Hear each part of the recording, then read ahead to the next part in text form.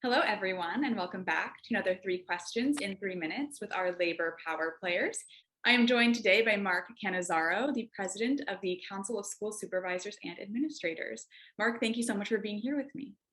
Thank you for having me. So could you talk a little bit about your membership and who you represent? Sure. We represent about 6,400 in-service members and over 10,000 retirees. They are our school principals, assistant principals, supervisors of who are specialists in certain areas, and educational administrators in the 5 boroughs of New York City. Wow, lots of people that you're representing. And if we've learned anything from COVID, it's really that, schools and school supervisors and the people who keep our schools running are so foundational to our system. So how has the pandemic really impacted your work and your membership?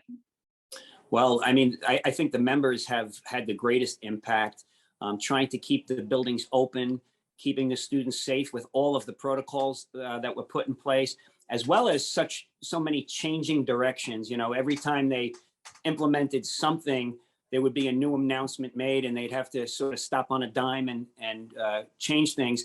And probably what was most challenging about that is they weren't given a heads up prior to the changes. So families would call and say, hey, I just heard this on the news. What does it mean? And, they were left with not having an answer, and families weren't used to that. And it sort of eroded a little bit of trust. So now they're working hard to build back the trust that was lost, and they're slowly moving in the right direction again, and we're looking forward to hopefully this becoming an endemic rather than a pandemic.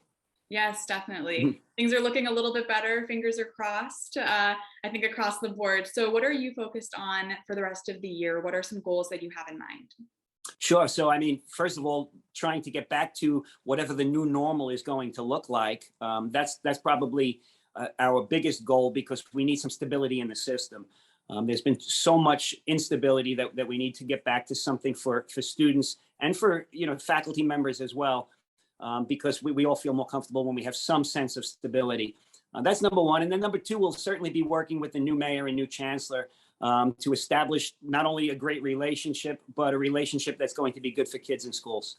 Lots of exciting work ahead. Hopefully things just continue to improve from here. So thank you so much, Mark, for being a labor power player and for joining me today. Absolutely. My pleasure. Nice meeting you. And thanks for having me on again.